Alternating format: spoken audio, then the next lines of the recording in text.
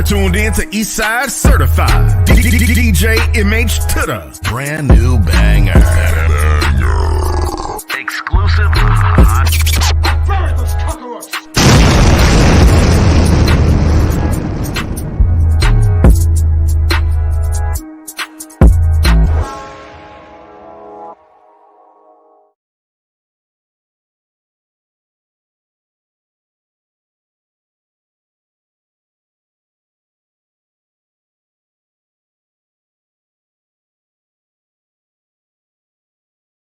Fillmore Green, JDI, man. My man Dorian Moore. It's the city, man. For sure. I want to talk my shit. Hey, yo, Fillmore We only Green. spit big boy bars. Let's talk this shit, man. Simple and plain. Feel more shit on the game. I'm shifting the game. In the kitchen, sifting the cane. I spit drugs. Let me put a hit in your veins. I flow over the track smooth like a pimp with a cane. Gracious. Out in Vegas, Aria, sweet spacious. Granny raised them old school shitters in my playlist. I don't listen to rap niggas, nothing but fakers. The trap overcrowded, niggas be selling the taking. Butter soft leathers for the duck feather weather. Summertime Lacoste sweats, no letters. At the crap table, sipping the concoction. My bitch blow the dice, I shake it for a profit. Philly the hotness, talk of the go. If we talking about rhyming, I could talk it for show. If we talking about money, I could talk with the dough. Fillmore Green, the hottest nigga, talk of the go. Let's go. If they talking, we gon' let them talk. We just gon' work. Yes, sir. Represent, yo, talk of the go. If they talking, we gon' let them talk. We just gon' work. It's my city, your city. Talk of the go. If they talking, we gon' let them talk. We just gon' work. Rest in power, Timber. Love, we just gon' work. If they talking, we gon' let them talk. We just gon' work. Yeah. Got this shit, baby. Check. Talk of the go.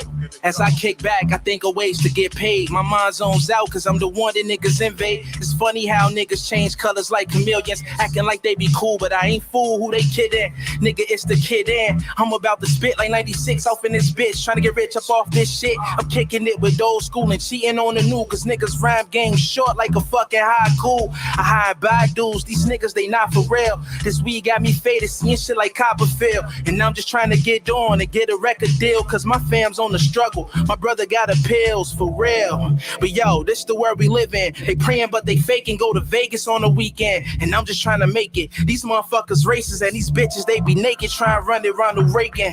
If they talking, we gon' let them talk. We just gon' work. K-Town to the south side, talk of the go. If they talking, we gon' let them talk. We just gon' work. Real folks in the place, yo, talk of the go. If they talking, we gon' let them talk. We just gon' work. From the clubs to the lounges, talk of the go.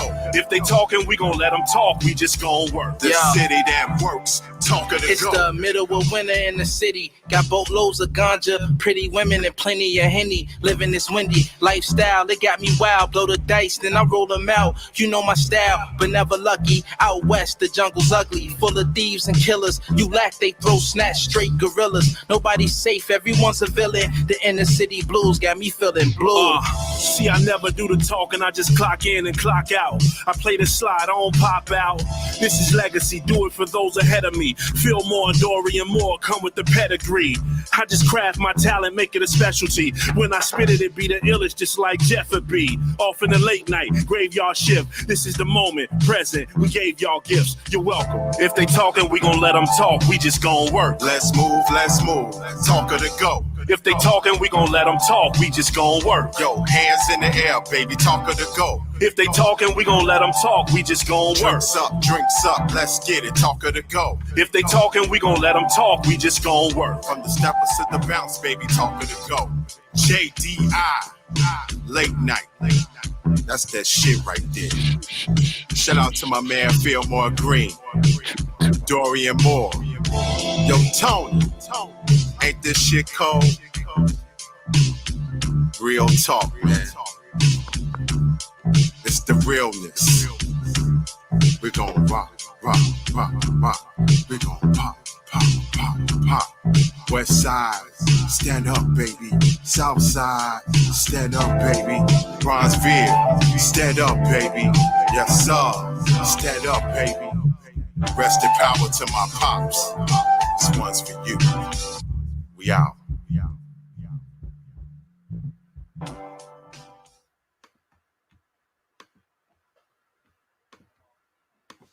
Hey, Moss, use that other camera. Yo, what's good, people? It's the Pride of the Eastside, DJ MH Tutter, and this is Eastside Certified to Connect. And I got in the building one of the dopest DJs, one of the dopest producers, one of my friends, one of my homies, one of the guys I look up to in this whole DJ game. Man. We've been rocking since I don't even know how many years now, but we've been locked in. Yeah. And we've been rocking close and from afar, and I pay attention to a lot of stuff from afar, man. And I just want to salute. We got Jeff the Illest in the building. How you doing today, sir? Man, I feel good, man. It's a blessing. Like I said, DJing is life. Music is life. This is what I do. I'm serious. I do it, live it, breathe it, and teach it.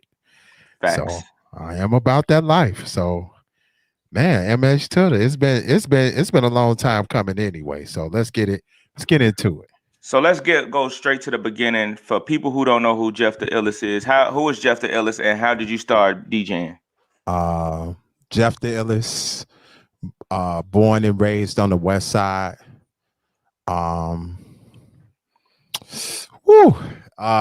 Been DJing for 24 years.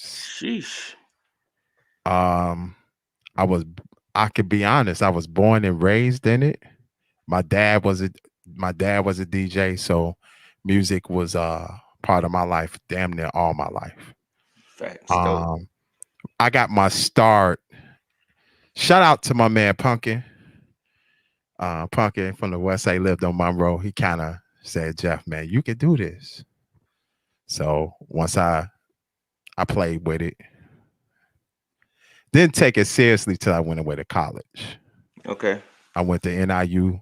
Shout out to all the Huskies in the house.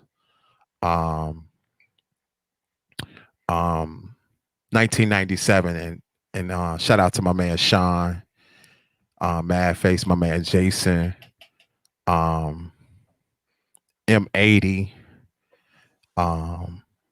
Diego, Nick Non-Stop, the whole NIU Huskies DJ movement. When I came, I brought a whole different flair to it. Different, way different. Anybody would say that. Everybody would say that. And I got my start through a team called Selective Few. I remember going to a few Selective Few parties up there. Yeah, Selective Few. From that point, I really took it seriously after I left school. Shout out to DJ World. World was starting the Soul Selectors. Once I got up with World kind of taught me the business side. He said he was the first one that told me, Jeff, you could do this without working a 9 to 5. When he told me that, it was on from there. Word. It's been a blessing ever since. Facts. I dig that. Shout out to DJ World. Shout out to all the Soul Selected DJs. Y'all know how we rock him. Soul Select as always. So Jeff, you put out 2 albums, correct? Yes. The Late Night Experience and the Late Night Experience 2. The latest one being Late Night Experience 2, right? Yes. Before we get into the first one, I want to just get into this new one. You did your thing, brother. Thank you. Like it was a breath of fresh air, breath of fresh energy. And it speaks to who you are as a DJ and as a man, you know. Let's get first into the title, Late Night Experience 2, God Family Music. Why that title? Hold on for 1 second. Hey, yo, Most. That's cool. Shout out to Most Definite Soul Selected DJ 1000. That's my man. That's the big homie right there. That's my big brother. Not the Zoom, the internet. Not the OBS. Not that one. Not that one. All right. So what's the question again? Say that again. So let's get into the title of the second album, Late Night Experience 2, God Family Music. Why that title? Ooh. God Family Music is everything that I represent. God is the source, the strength, the creation. He's the reason why I do what I do. Family is everything. family don't always have to be blood either. Facts. Friends, family, whatever, all that, man, is the move. Hold on, most. It's on Chrome. It's on the Chrome. There you go. All right, we good. All right, now I can see you. I'm smoking, you getting high as a motherfucker. All right. God is everything. He's all seeing, all being. He's everything that keeps me pushing. Family is everything. Sometimes family is not always blood. Like you said, Soul Selected DJs is more than just a group of DJs. They are family. Absolutely. It's a collective. And not only that, like 90% of the artists on Late Night 2 is family. And music is everything. Like I said, like I was in it when I came out the womb. I opened the album up with my mother because that was my next question. She witnessed everything, you know. Word. In my house, in my household, my dad was a DJ, but he was also a person that used music as a form of messaging. So whenever he was upset with my mama, you heard it through the music. you heard if he was mad at us, he would put it through the music. if he was going through within himself, it was through the music. Now, mind you, he was alcoholed out, drunk, but I try, and I'm gonna be honest, I tried to be like, man, when I was younger, I'm like, this is too much. But as I got older, I recognized that music is everything. It's a great messaging tool. It's a movement to calm you down, put you at peace, and all that. So, and one thing I always say when I teach, music, if you are going to be a DJ, music is, you have to be a music fan first. Absolutely. If you're not a music fan, don't come into this DJ shit. I'm saying. So that's a whole different, man. Yeah. Cause you can't DJ without loving music, and not just rap. Like you gotta love everything. Yeah, you gotta be a music lover. If you're not a music lover, don't come into this game. This ain't for everybody. I got a sign in my studio here at home that says God is a DJ, right? And you know, when I explained this to somebody that God is a DJ, and they thought I was full of shit. They like, yo, what you talking about, man? God ain't no DJ. That's blasphemy. I said, well, if you play a song, Michael Jackson, anything, Elton John, something, you can bring people from all races, sex, creeds, whatever, for 3 to 4 minutes, however long that song, at peace and not worrying about nothing else but just enjoying that song. Right. That ain't God. Man, and when they hear that, it's like, oh wait, yeah, you might be right. You know what I mean? It makes people move and put them in a certain understanding. You wouldn't have gospel music if it wasn't for God is the DJ. He's the move. Yeah, you know what I'm saying? Period. So back that's to the where album. the title came from. You know what I'm saying? Yeah, that's dope. Back to the album. So you already mentioned it, but what made you decide to put Mom on as the intro to the album? If I'm going to talk about family, I got to talk about my mom's. If my dad was alive, it would have been both. Okay. It would have. To be honest, I would have put my father first, and we would have had that conversation. But my mom is the person that witnessed everything, so she's the only one that's living. She's the one that's living and breathing, and she's seen the evolution. Gotcha. So, Mom, I wanted to make sure that to make the album solid and solidified, it had to be the closest thing to me, and that's my mom's. Word. Rest in peace to your father. Happy Mother's Day to your mom as well. Yeah. We had a good time on Mama Day. Oh, I'm sure. So you dedicated a song on the album to women, right? Yes. I forget the young lady name. I just played it on a show the other day too. The only lady. The only lady. Okay. The only lady with Nikita Michelle. Let's get into that. Like, cause first of all, let me tell y'all something. I got a real quick backstory. Me and Jeff was DJing Kingdom show together. Yeah. And Jeff pulled the trick out the hat on me when he started playing joints off the album, right? And then he played his joint, and I'm like, wait a minute, man. What is that? Like, I need that, man. So how did that come about? The story behind the only lady. Whew, me and Nikita, we graduated high school together. We went to Lincoln Park. Shout out to the Lincoln Park Lions, especially my 95 niggas. I always knew Nikita. Well, it was 3 girls in my class that were, it's over with. Yeah. That was Nikita, Laurel Jones, and come on, Jeff. Gloria. Now, Gloria at the time, she was like a supreme church girl. She was wearing skirts all the time. Okay. She was real shy. But when she opened her mouth and started singing, I almost like, yo, oh, fuck, this shit. This girl got a voice on her. Right. And they sung It's So Hard to Say Goodbye.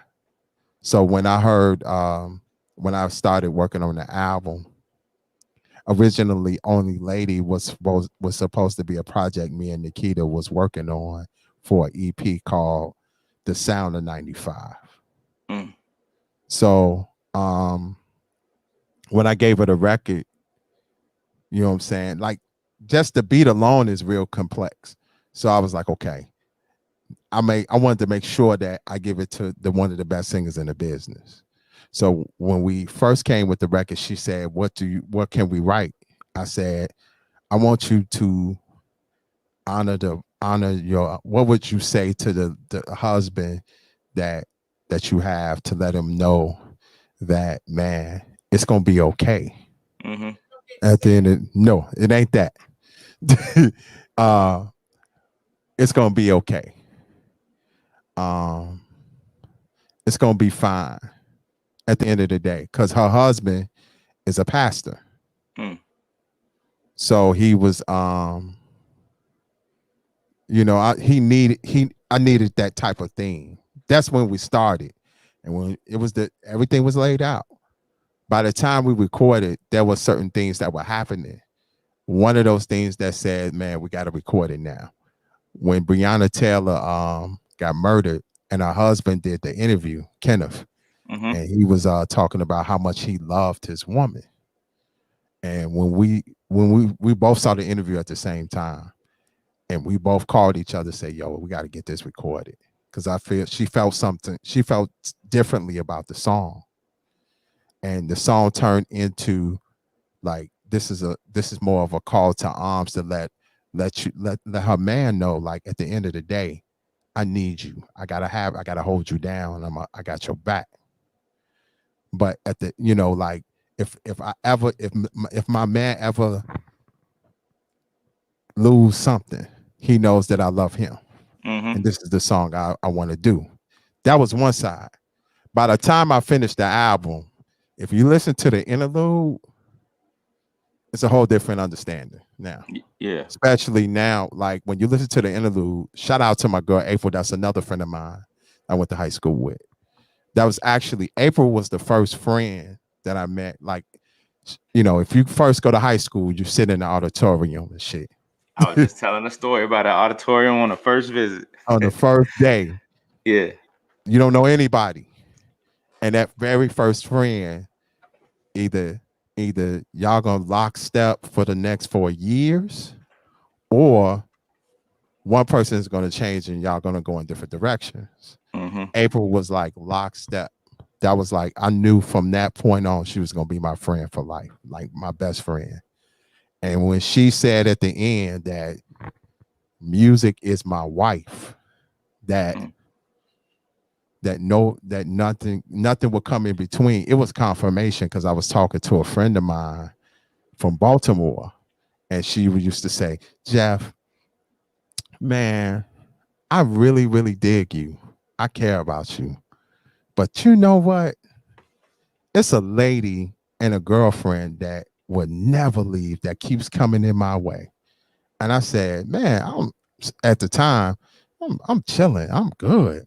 No, that wife and that woman is that music shit. And that music shit keeps you that it doesn't, it's like it interrupts everything. And when I listen to it now, that's the song that's a representative of how music has been holding me down when women started saying, fuck you, Jeff, I'm out of here. You know what I'm saying? Mm-hmm. Friends and family be like, oh, nah, that music was the only lady. Right. So it's like 3 different phases. When I dropped it as a single, I dropped it for a reason. Because at first I had Talker to be honest, Talker to Go was the next single. That's so again, Jeff hit me with these surprise joints in this session we had with Kingdom and B Gorman. Shout out to B Gorman. Talker to Go was the first one he played. And I'm like, yo, what's that? And he like, man, MH, the album gonna be crazy. I'm like, okay, send me that. Like, as soon as you finish playing it, send it to me. He like, say less. So you play Talker to Go. And not only do you play Talker to Go, we kicked it off on the show with Fillmore Green and Dorian Moore. How did you collab with them? I know you've been had relationships with Phil from from beyond the last project, but how did that collaboration actually happen? Phil is my little brother. Phil Moore, we're from the same place. We're from K-Town. Okay. One of the biggest things that I wanted to make sure, because I love where I'm from. I'm from the West Side. I love where I'm from. But the one thing I always wanted to do, if I had an opportunity to provide music that I make, is to show that the West Side is more than just do or die Twister. Don't get me wrong, Twister is a problem. Absolutely. But we got spitters on the West. We got lyrical champions on the West. Because when we talk Chicago lyrical lieutenants, it's always Common. Facts. It's always, don't get me wrong, Kanye. Yeah, it started with it started. I feel you. What you saying? Common, Kanye, Southside, Mm-hmm. And then they try to backpack the game when that's not the case. Westside got some rappers, man. We got some MCs that'll tear that joint down without even tongue twisting nothing. You know what I'm saying? Straight rap. And I said, and Fillmore, I'll never forget, we first met at the night. I threw a show for Ninth Wonder. I brought Ninth Wonder here. And that's when we first met. And from that point on, we became tight. I knew he was something special. And I know that this is exclusive. This is Eastside Certified. I'm gonna say it. Let's go. I'm the one that brought him and Rashid Hadi together. Oh wow. Yeah. Me and Rashid have a relationship through my guy Phil, aka Phil G. Once and I met Rashid when I was DJing on a radio show with my man on the Jay Davis show. Once we finally met, because we heard each other through grapevines and all. Once we met, we was locked. Like me and Rashid, like, man. And he was the one that told me, like, Jeff, you can produce this album yourself. You can do it. And once he told me I could, I had the wherewithal to do it, and it was on from there. Dope. And so with the Fillmore joint, I had the beat for a while, because it's a simple joint. Simple, but the way I made it is very complex. I can give a little bit of a secret. I'm gonna say, if you're a DJ and you got 12 inches, I took the instrumental and I just chopped the instrumental up, added a low end theory filter, no drums. I just added wait, no drums? No drums. Whoa. Okay. No drums. There's no drums. It's straight like what I did. Like I got the 12-inch to fuck it. I'll tell him a sample. I got the 12-inch to Kenny Burke's Keep Rising to the Top. And when I took the instrumental, I chopped up the parts that I like. But that's the power in the record. It's the chops. Yeah. You know what I'm saying? They probably think, oh, you took the 12-inch, you took the instrumental, just let it ride. No, I chopped that shit. And then put a nice mean low end filter, and then we ran it from there. Because one of the things with Fillmore Green, all his songs, when you listen to a lot of his songs are very, like every song is, from a musical standpoint, is very chop filled and is complex. Absolutely. You know what I'm saying? So, because I know Hadi give you those mean and tough samples, but they real chopped up, and those are hard to get. But one of the things I wanted to make sure with Fillmore is that I wanted him to do something from a movable standpoint, something you can move to, something that you can make, something you can step to, but still have lyrical content and power. Word. The other part, Dorian is a young problem. He's on my first joint. He went by D.O. Shabazz. Okay. But I had to put like Fillmore with Dorian, because me and Fillmore be like, man, Dorian is that problem. He's the future. He only about 23, 25. You kidding me? No bullshit. Wow. He a young cat. Wow. You know what I'm saying? And he's a problem. The only thing is I try my best to get Dorian stable. So anything I do, there's certain people that's going to be on my projects regardless if I do anything. And he's one of them. Because I want to get him in tune. You know what I'm saying? Yeah. And he's a bar for bar, Dorian is a problem. I put him up against anybody. And Fillmore be like sparring with him a lot. So I can only imagine what that looked like. Yeah, all the time. Word. All the time. So what's your favorite joint on the project? Depends on the day. I know, right?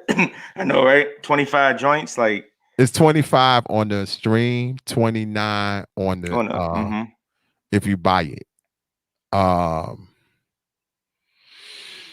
Man. Depends on the day. I would say I love Amazing 3. It's challenging in more ways than one. I love Amazing 3. I love Tim Tap. Tim Tap is one of my favorites. Like it depends on the day. Everything is crazy on there. Facts. The Dynasty. Lyrically, I think out of every song, The Dynasty is bar for bar one of the most toughest records on the album. I agree. All Love is like my street shit though. They don't want to see, like, people get this thing misconstrued that, oh, Jeff, this backpack nigga, this R&B nigga. I'm a street guy.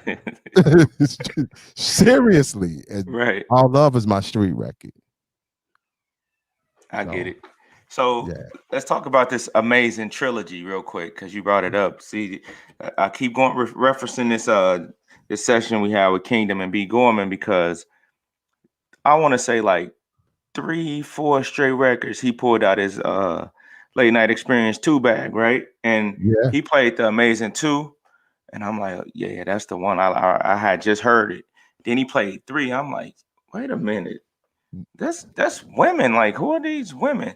So, but let's go back to the first Amazing, because 2014 was the first Late Night Experience, right? When you dropped the first album, right? Yeah. So, I remember going to the listening party at Velvet. I remember, just not just being a peer and a friend of yours, but just being a fan, because I'm like, wow, I know this guy, and he put out this album, and he did this project, like, Right. and it's dope. And when I heard Amazing, and not only do the original song have so much meaning and purpose for Black people, right? But what the way you flipped it, and the way that people gravitated to it was like, wow, this joint super dope. Like I started hearing it on the radio and everything. So let's get to the whole Amazing trilogy, like with the original joint with Phil and Sycamore. I mean Cyprico and to Amazing 3. Okay. Amazing 1. Let's go back. I'm gonna go far. I was part of a team called Illest Soul that I started. I started Illest Soul, the movement. Okay. We made an album. It's out there on Bandcamp called Illest Soul, the live series. This for real fans. I remember this. Real fans. Illest Soul, the live series was put together by myself and Anton Genius at the time. Anton Genius made a song called Amazing Girl. I gave him the sample. He did it. He rocked it. When we was going through, when Illest Soul was about to blow, it was because LateNight Experience 1 was made through a challenge. Anton was like, Jeff, because we had an argument, we had a disagreement about the direction of the sound of Illest Soul. For me, I was like, yo, no mic. You good? Yeah. So I still hear you. I can still hear you. Okay, I'm back. All right. So when he was like, he wanted to change the sound and the direction. I didn't want to do that. We was getting deals and everything coming in the pipeline, and I was at a point in my music career where I wanted to say, we can say no to a deal. And this is at a time where the record business was changing. So I was like, okay, we could do this shit ourselves. And Anton was like, we're gonna take a deal. We're gonna take a certain deal. And I'm like, nah. We could do this shit ourselves. And that's when Illest Soul fell. And I was in the midst of making LateNight Experience 2. I mean, LateNight Experience 1. And I met me and CD Effects Build, and CD Effects, we was making a whole nother track. The track was like we was making R&B record.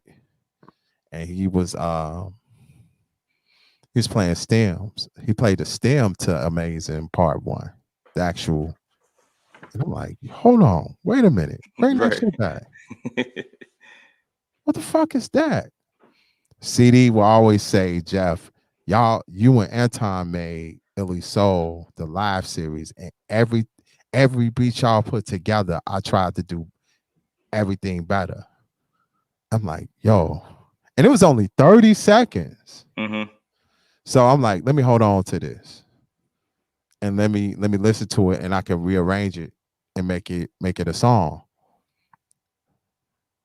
I came back maybe 2 to 3 weeks later, and once we, like I came back, I was like, okay, I put it together, arranged it, and make it really palatable so people can move to it. I never forget. I was with my man Satu, and he can attest to this. Satu, I used to do the 50-yard line every Thursday and Sunday. It was a Sunday night. And I had the instrumental. I'm like, I'm finna test this shit. One thing about me as a DJ, that's the blessing. I can play them records. I can play beats to see if that shit gonna go. Right. And yo, when I played just the beat, I was like, oh, It's going. And they was like, hey, yo, you gotta play that shit again. That's cold. Right. All right. And from that point, I was like, okay, this is a winner. Because that's actually the first beat that I made for late night one with me and CD Effects. So from that point, we did that. We did the intro and all that. So from that point, I don't mean to cut you off, but so you start building around Amazing? Yes. Oh wow. I built late night one around Amazing. Dope. So and from that, because I always say with late night one was just more like an album to kind of really understand production and kind of like, okay, let me see how everything falls into place and how to do this shit. Late night 2 is really all me. This is me.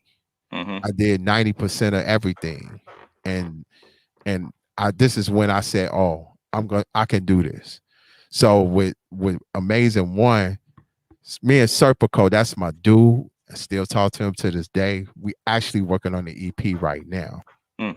So that's something that we'll talk more about, the individual projects coming. But me and Serp, like I was like, Serpico, I need you to do this. And at the time, the science behind that record at the time, when you listen to Amazing One is about being 1 foot in and 1 foot out in a love affair.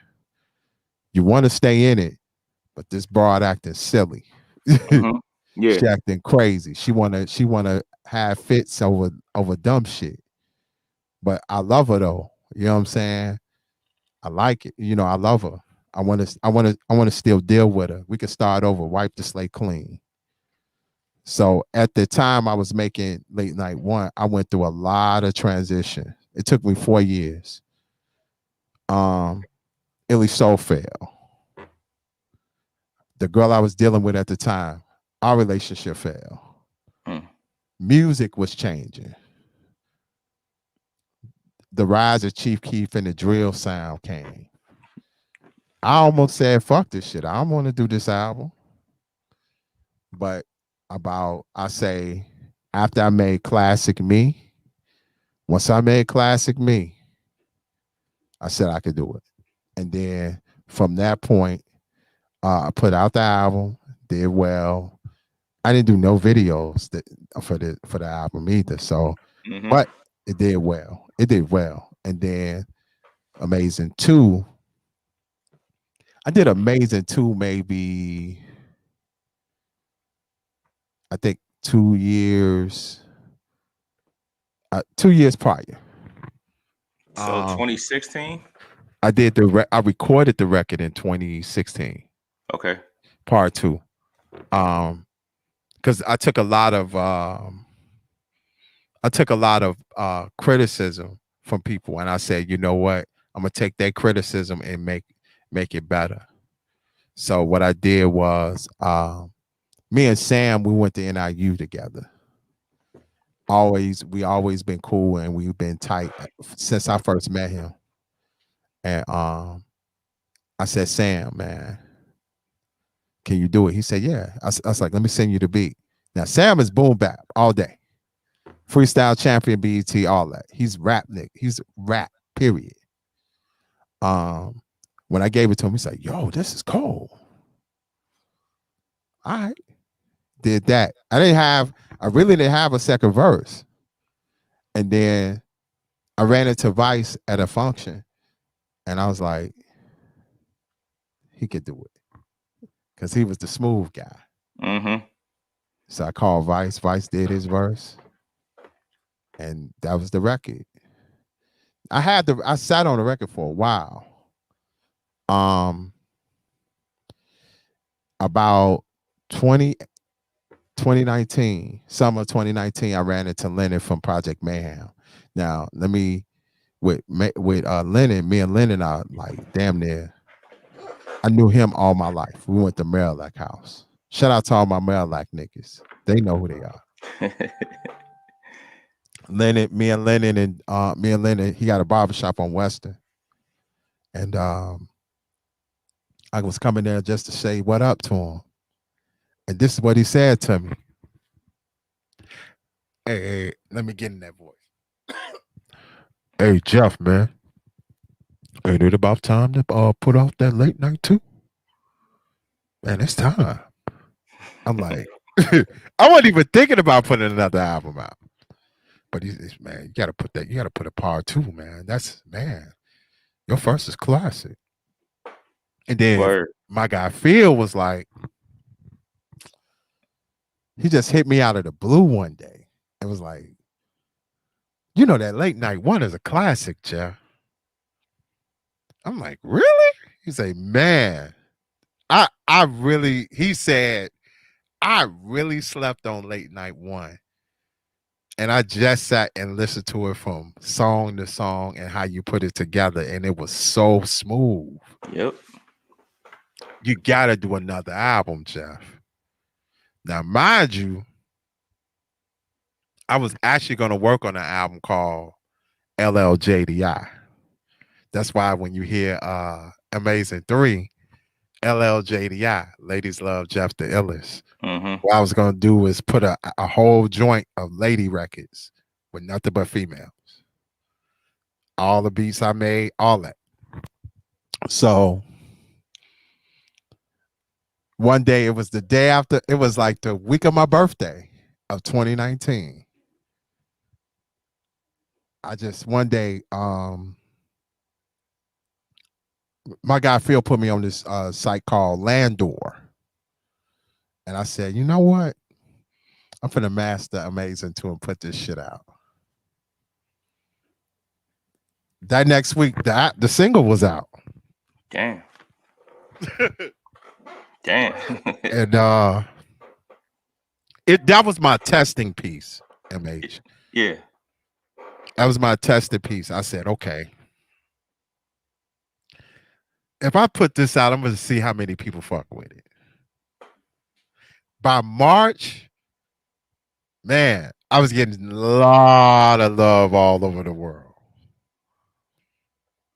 Finland, Germany, Texas.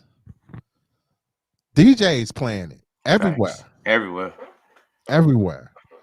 And from that point, I said, okay, let's do late night too. Because I already had the title in 2016. I put I put that title out. I was like, if I'm gonna do a sequel, that's the name of the album. Amazing 3 was more. We're living in a time where we gotta honor our women, man. Absolutely. That's non-negotiable. Mm-hmm. I'm a big proponent of female MCing. I'm not that guy that's gonna sit there and tell a woman put on short shorts and change your hairstyle and all that. Rap. Your voice is the power. Yeah. So for me, that because I'm a really you my man, so I could really get down and dirty about Amazing 3. Originally, Danielle wasn't supposed to be the first verse. I'm gonna leave her name nameless, but just know she's huge right now. Okay. She from here. A good friend, one of my students who engineered some of my stuff on my album, they real tight. So I wanted her on the record because she's hot right now. She was perfect. And she came at me on some bag. Like, I need that bag. At the time, it's the pandemic. I'm like, I ain't got no bag. The bag I'm gonna get, I'm finna take care of business. Yeah. I'm trying to produce an album. So one Saturday morning, never forget it. God spoke to me on that one. God called me and was like, hit Danielle. Now, me and Danielle went to NIU together. And that story, I swear to you, Danielle, I didn't even know she knew how to rap, MH. She used to come in there, Dougie, every class. We met in psychology class. Found out she was dating one of my good friends that was at NIU. Shout out to my man Toriano. She used to come there every day. Tommy Hill jacket, Nautica jacket, Right. teamed up. Uh-huh. One day she dressed up, heels on. Every time that was sharp as a motherfucking tack every day. I'm like, Right. this motherfucker got either she's slanging keys or she got good parents. Oh, real, yo. And Right. come to find out, she was doing hair. So she had she had all the top hair products. So she was charging $40, $50, $60. And she went home and she was doing hair at the beauty salon. Her mom owned the salon. Oh, So she was lit. Right. So she was checking the bag in school, out of school. Mm-hmm. So one day, shout out to my man T Boogie. One day we was I was DJing a modeling organization event. And from that point, I was, playing music and stuff like that for the models and stuff. And she walks up in a fucking cat suit.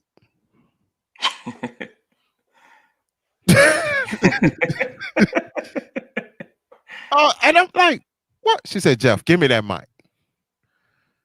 Throw that beat on, though. Any. I don't give a fuck. Any beat. I got something to say. She did a pop-up. She did a straight flash mob. Say, hey, yo.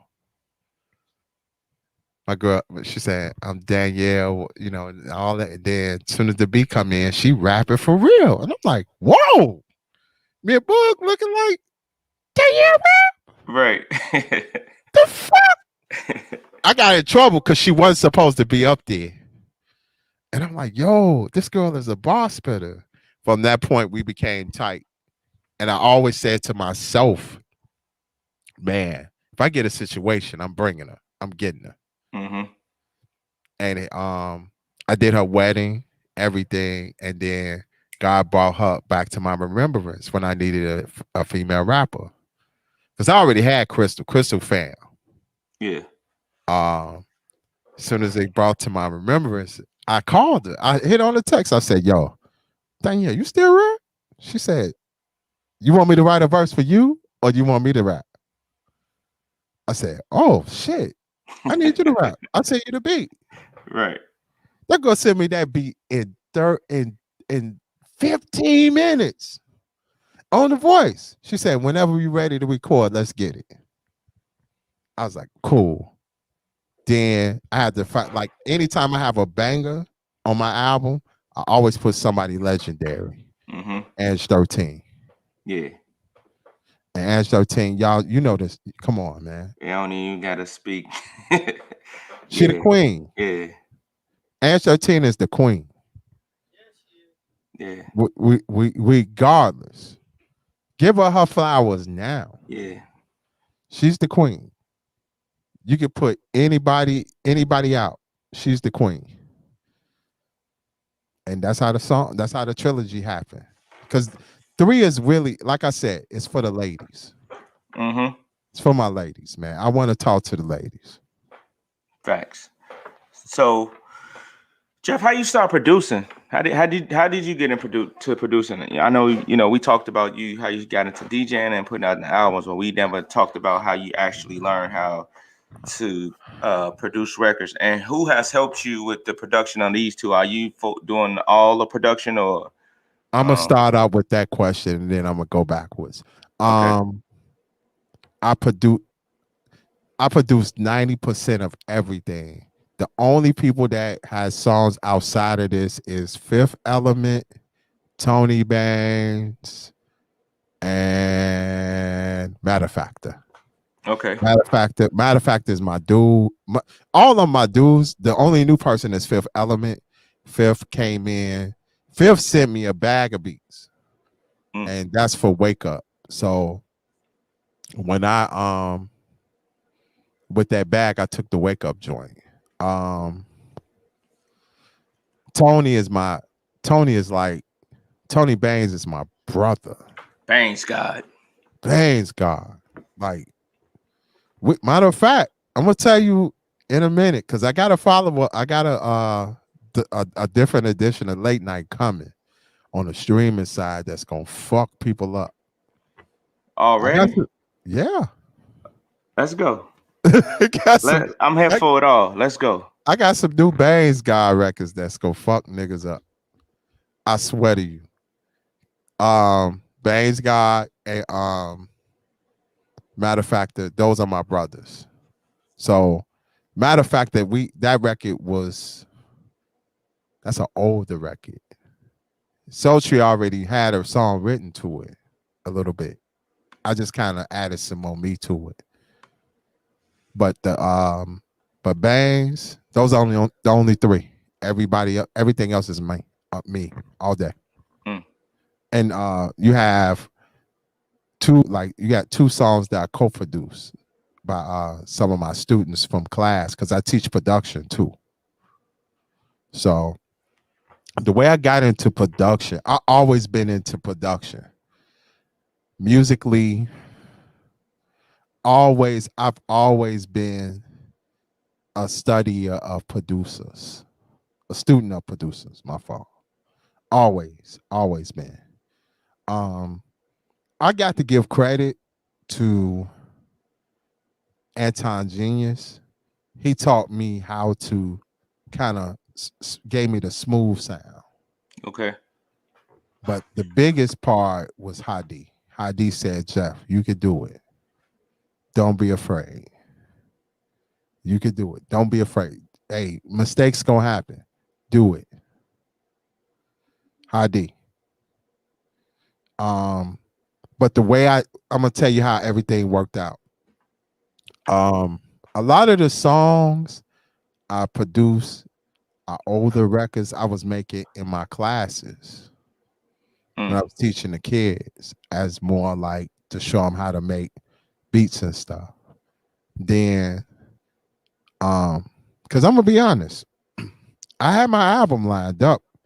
I had Hadi, Neek, Bangs, myself, Matter of Fact, and Fifth Element. Then the pandemic happened. Yeah. The pandemic shifted everything. And from that point, I said, man, if I'm going to get this album done, I'm going to have to do it myself.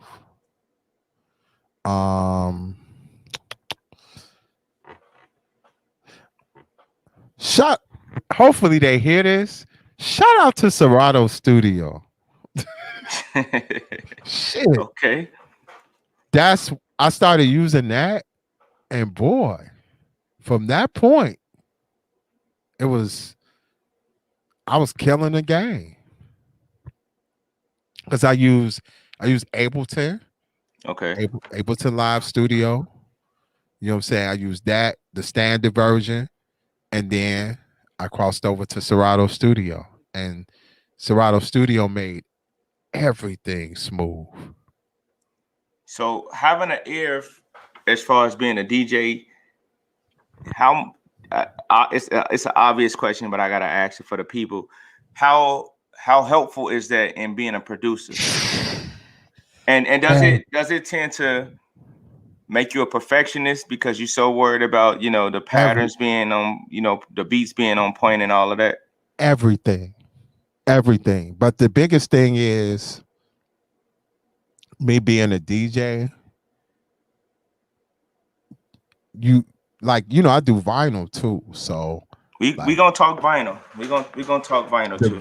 Like them samples is a whole different beats. Yeah. Digging is the quintessential. I always tell a lot of people when they would get into producer debates, your top 10 producers are some of the coldest DJs in the world. Word. Your top 10 are sample based. Word. Primo, Ninth, Pete. Mm-hmm. You know, the only one that Pharrell is the only one that play keys. Yeah, he the only one that I never heard them say was a DJ. No, Everybody else, for the most part. everybody else is a DJ, and they code on they sample based, Yeah. and people be trying to hate on the sampling game, and they be like, "Nigga, you out of your mind." I'm sampling. I do the keyboards here and there, but at the end of the day, I'm sampling. I do a lot of my keyboard work on R&B records. Okay. You know what I'm saying? But on the rap shit, I need that grit. Dirty. Oh, Yeah. I'm like old dirty bastard. It gotta be old and dirty. No doubt. So Jeff, you've been doing a couple things via social media for a while now. You always kept something going on via social media to engage with the fans. And again, include myself. I'm a fan. So one of the things that you do is Let's Talk Vinyl, right? And Let's Talk Vinyl, you talk about different albums. And I ain't even gonna lie to you, Jeff. You didn't fuck me up with some of the vinyl albums you didn't pulled out, because I ain't even know they had the vinyl copies of some of these joints, right? Yes, sir. What made you start doing Let's Talk Vinyl? People need to understand vinyl is alive and kicking. Word. And it ain't going nowhere. Never. Man, come on. Most Def no. Right. Like, man, it ain't going nowhere. Long as it is money to be made, vinyl is here to stay. Facts. I'm just saying. People, well, for me as a DJ, if you want to be great, you better use that vinyl. If you really want to be great, you better use that 45. Talk about it.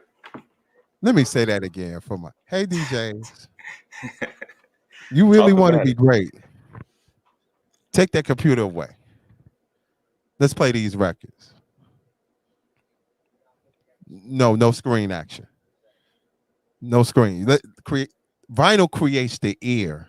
You know what I'm saying? That a lot of people are afraid to touch. Straight up. They want to see things. They want everything to be easy. No. DJing is not supposed to be easy. Let's go take work. Well, for me, the pandemic showed a lot of true DJs and guys who ain't, because once the world stopped, you had to really dig into your creative mind to figure out how you gonna keep afloat and is this meant for you? And to me, you could see the ones who were passion based because they still around and they made sure they stayed relevant doing something, and the ones who weren't, hearing from them or see from them no more, they just got a regular job, which is cool, but get out the way for DJs. You know what I mean? And the vinyl, and it's a good thing. One thing I notice about vinyl now is becoming a high commodity because you make a lot of money off the vinyl. Yeah. But when I started back getting into it, they ain't put a lot of bullshit on vinyl. They put a lot of the classic shit on vinyl. I've seen you pull out some records on vinyl, and I'm like, yo, where the fuck he get that from? Because I didn't even know that they had the vinyl edition of that joint out. Like, this man gonna make me go try to find all this vinyl somewhere, man. It depends. Like, you can find you pretty much now. Everything is pretty much on vinyl. You just gotta, like, one of the things I do is that, like, for example, I just throw the Locks last project, which is on Def Jam. One of the things that you have to do when that album drop, go on their website. Go on they selling their vinyl on their website. Because if you're on a major, they only putting out like maybe 100 to 200 pieces off top. Yeah. If it's something like Griselda or anything like that, 150 max. And then on top of that, with Griselda, They have a company that put out their vinyl, and that shit be sold out like that. Yeah. They becoming more like collector's pieces now. Like you gotta have them, you want to have them if you ain't got them. Yeah. You giving the people too many secrets, Jeff. You ain't supposed to tell them where they. Man, Nah, I'm playing. not Griselda off top. They not gonna. Man, if you're gonna get Griselda, you better be. Them are like Michael Jordans. Yeah, facts. Damn near raffle tickets. Facts. Even I got the Benny the Butcher plugs I met. That shit was sold out within 30 seconds. Word. And that was on a major site. Not their usual. Now the other ones definitely band camped out. And them joints be gone in 10 minutes. Word. 5 at the most. And then the resale value.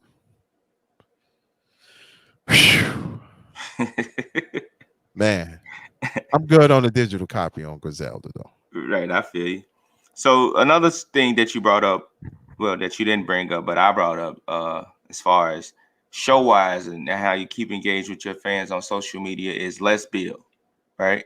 Yes, sir. So Let's Build. What's Let's Build about, and what made you decide to do that? Because you do it about 3 to 4 times a week, sometimes 4 to 5 times a week. Every Monday, at least 2 to 3 times a month. Okay. Let's Build is me outside of the music. I'm more than just music. I want people to understand. I'm about culture. Mm-hmm. And it's really a culture piece. It's like the source in your face. Yeah. What was the tagline of the source? Music, politics. Music and politics. Yeah. We forget that the source was more than just this music shit. They had politics and business, all that in the mag. And that's what I do. I want to talk politics. I want to talk stuff outside of music, the culture. One of my favorite shows is Real Sports. Real Sports is like sports shit outside in the culture. The culture of the sports shit. You know what I'm saying? They even have marching band on Real Sport. Word. So I want to kind of give people Let's Build. We talk this music shit. We talk this politics. We talk about the DJ lifestyle. Many people think this DJ lifestyle is just this fun lifestyle. We money getting, popping bottles every night. No, we have families. Man. Man. You know what I'm saying? Word. We have families. This is life for us. It pays the bills. It's a business. Yeah. You know what I'm saying? This is a business, and people forget that. They think we're just this expendable people. We not that. We come in there, we give you a service, we changing the atmospheres and all that. We turning the party out. Mm-hmm. Give us that bag and let's go home. 100%. So, but politics mainly. We lately I just been in the political arena because I just did one today about corporate epic. I mean, our black people and brown people. We need, if we're going to be in this space of social justice, we got to understand there's an economic attachment to it. We got to walk and chew gum at the same time. Word. Yeah. Word. Yes, So sir. I want to know your take on something real quick. I saw this post. Well, I saw a few lives from Grandmaster Flash where he talked about United Masters saying that influencers and playlists were the new DJs. That DJs pretty much weren't as relevant as before. Like to get your record played and heard, you need a playlist. And Flash went on a 2-day. I wouldn't call it a rant, but he was just explaining the differences between influencers and playlists and how they just pretty much good marketing tools right now, as opposed to DJs. I wanted to know what your take is on that. Nothing will replace the DJ. You need the DJ. Now, I don't like the playlist influencers. I've used it for Amazing Part 2 and Wake Up. As you should. as you should. But at the end of the day, the DJ is the cornerstone. If that was the case, we wouldn't have radio. Radio right now is filled with mix show DJing every single day. Mm-hmm. You know what I'm saying? Every day. I don't give a fuck if it's on FM or on Sirius. It is the DJ that can change your life. Yeah. The radio personality ain't gonna do it. It is the DJ. Mm-hmm. And we people try to replace the DJ in all forms. I don't care what you do. It's the DJ that's going to get your record played, that's going to break your record, that's going to make sure you are well taken care of in these streets. Facts. Let me make sure I was in these streets because it's a difference. Radio is cool. We're living in a time FM radio is becoming irrelevant. It's your street. It's the streets that dictate the move. And when we talking streets, we got to break this shit down in age brackets now. Because the 17 to 25, they got their own world. But 100%. But the 25 and up, they got their own shit too. You know what I'm saying? People got this thing misconstrued that hip hop is this young game. It is not so. Hip hop is damn near 50. Yes. So if hip hop is damn near 50, I grew up in hip hop. Hip hop is still alive and kicking. It's just that the radio game is political, and they try their best to make sure that they push trash and negativity to our people. And you need to always tell people, turn off that motherfucking radio. Talk to your people. There's a lot of good music out here that people need to listen to, even outside of my album. It's a lot of good rap music, and it's fresh. It's some fresh, good rap shit out. Absolutely. And people think it's like hip hop is dead. It ain't dead. You just not trying to listen to it. And there's so many different avenues to find good music right now, though. Like if you really looking for it, you can find it. You don't got to go to the traditional route, to find out what you want to hear. Man, listen. I listen to Sirius XM every day. Shay 4-5 after 6 o'clock. At 6 o'clock, play some of the best hip hop you ever heard in your life. Word. You got Premier, DJ Eclipse Sunday at 9 o'clock. Sway in the morning sometimes. Yep. You know what I'm saying? You got good hip hop on Sirius, man. In outside of Sirius, you got DJs like myself. You got MH Tutter. You got Jay Ella. You got Vince Adams. You got DJs that's playing that real shit.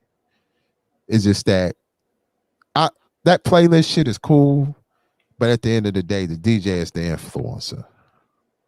We the influencer. We change people's lives and we shift the culture. Facts. Bottom line. One of the things he was saying in his where he was letting people know, like, don't ever forget about the DJ was, if you went to a party right now and you played that playlist, everybody gonna walk out because it's gonna get boring after a while. It's like that pause in between songs, and not just that, like it could be a song at this tempo and then they play an R&B joint. Like this party gonna be everywhere. You just gonna have people sitting down mingling. It ain't gonna be a party. So. Period. And that's the other thing. Like when we look at when it comes to DJing, we got to have an ebb and flow. You just can't be all over the place. Yeah.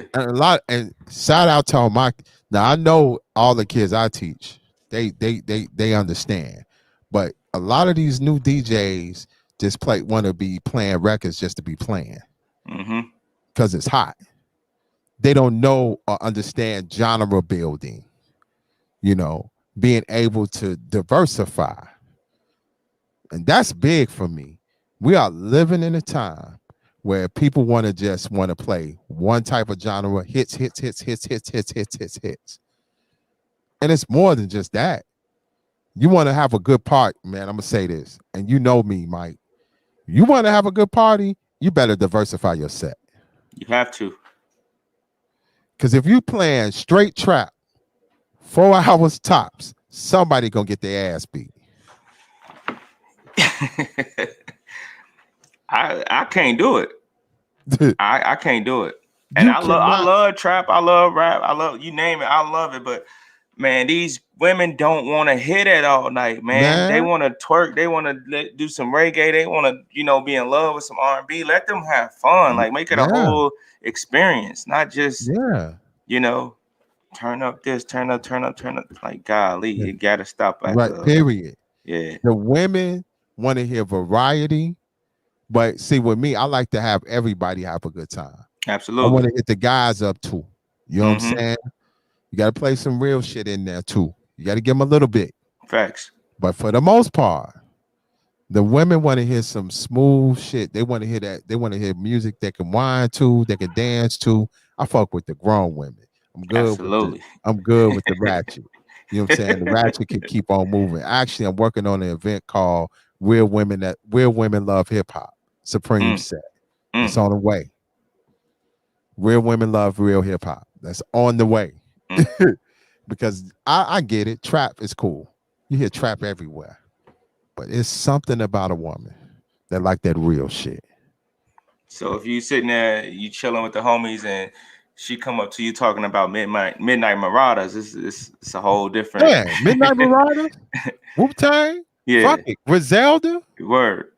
Man, she like West Side Gun, man. Yeah, we're gonna have we having a conversation. When she doing the ads. Oh man, yeah, man, I'm telling you. And I know a lot of women that like that Gun, man, like Gun, Conway, Benny. They fuck with all that shit. Word. And they as pretty as a motherfucker, but they hear that do do do do do, they're going. Right. How you get into teaching? Shout out to my man Eddie Mills.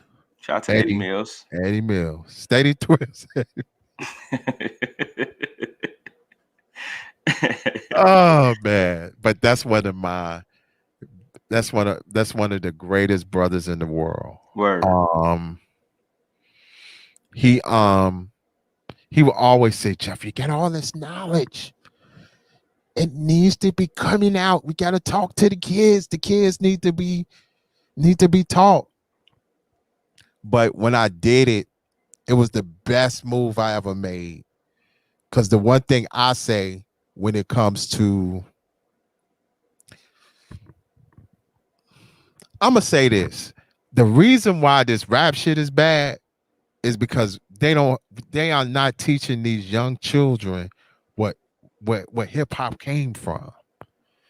It is time for educators, administrators, curriculum shifters to start teaching these young people what hip hop came from, where it started at, the reason why, the players, all that.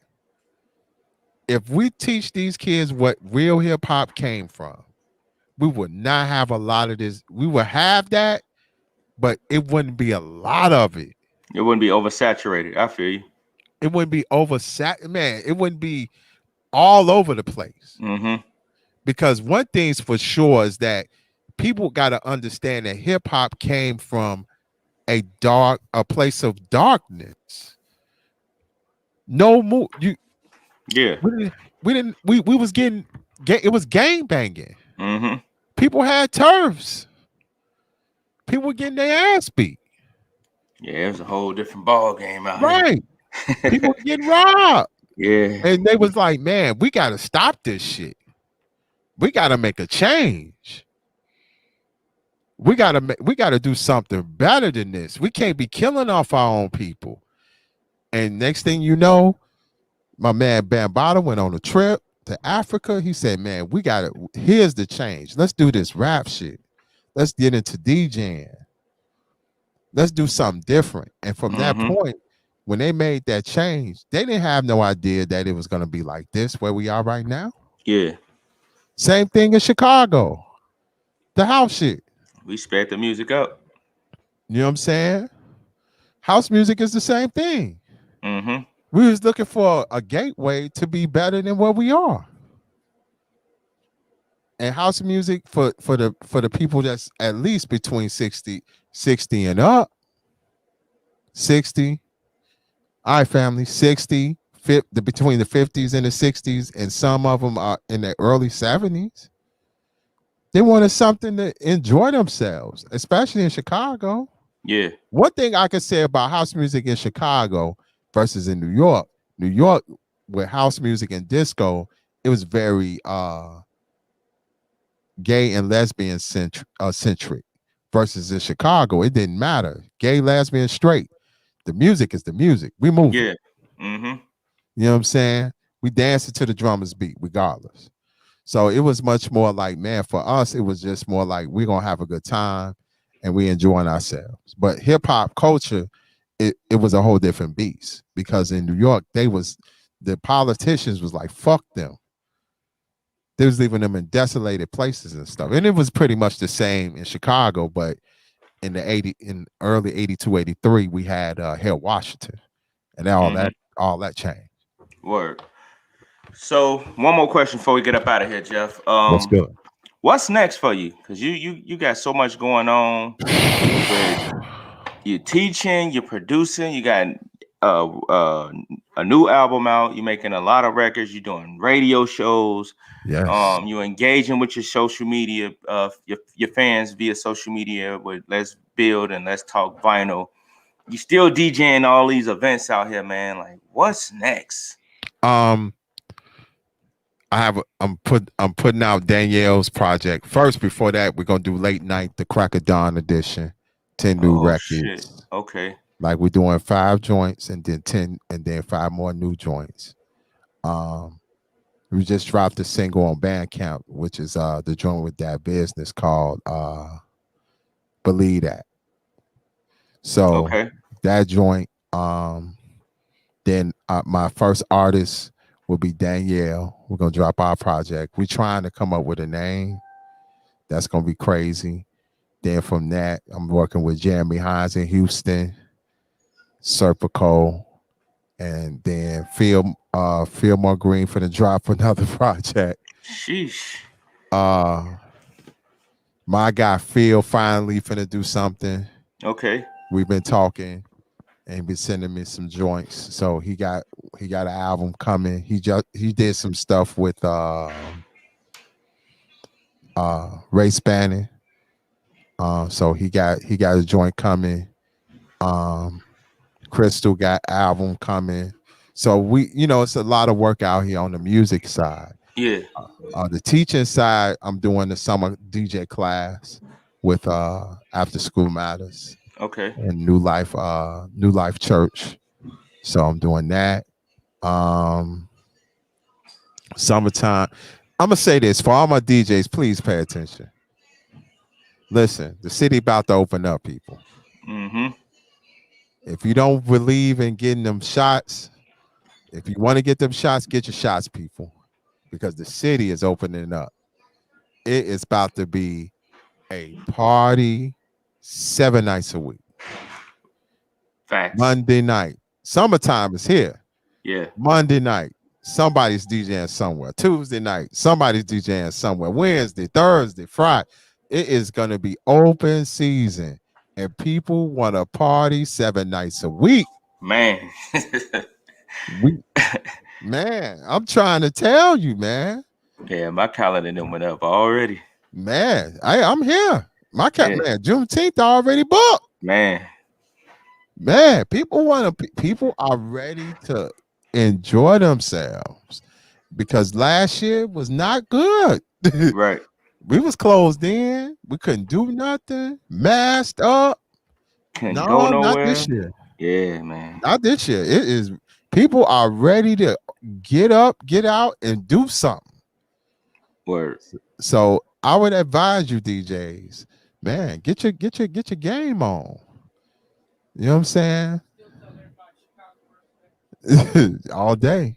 Get your game up. It's time to party. It's time to make sure that your DJing game is superior. Mm-hmm. Man, classics, house shit. Every day I've been in preparation mode. I'm ready. I feel you. I'm ready. It's showtime, man. It is literally showtime on the ones and twos. It's time to party. And I think one thing I could truly say is that for me, the pandemic has made me become very brand centric. Mm-hmm. Very brand centric. When you are DJing, like I had to take it up a notch. We have to put your logos and get your merch up. You know, Man. shout out to Be Gorman. Shout out to Be Gorman. You already know. Man, get your merch up. Your shows gotta be nice, on point. Man, it's really, if you haven't got your brand game in play, you are fucking up. Facts. It is really about it is the season of the DJ in this summer. For real. Word. Jeff, give all the people your social media info, man. Jeff the Illest everywhere. JeffTheIllest.com. If you want that merch, JeffTheIllestmerch.com. You can buy the album there. We got vinyl. You know what I'm saying? Vinyl, if you order it now, your vinyl will be here hopefully by September, October. With no delays or anything. So we're trying to make sure we take care of everybody. We got the red vinyl, we got the black, and we got 45s with all the amazing part 1, 2, and 3 on 45. Small donut hole, small hole. Yeah, say less. Yeah. So get ready, man. All right, it's been a pleasure, man. Jeff, you know I'm a fan of yours and everything you got going on, brother. MH, always, man. I love when I like wherever. If I'm off, I'm gonna come out. I'm gonna come to one of your spots, man. I love when you DJ. You give a fresh energy that we need, man. I appreciate that. Fresh energy. I need bar for bar action. Now we can go for this rap shit. You know, I love debates. We gonna make it happen. Don't even worry about it. We gonna make it happen. I love y'all. I love bar for bar, man. Appreciate it, man. I love it, man. Appreciate it. We thank everybody for tuning in as always, man. It's Jeff the Illest. Make sure you go stream the new album right now on all platforms, man. I'm DJ MH Tutter. We out.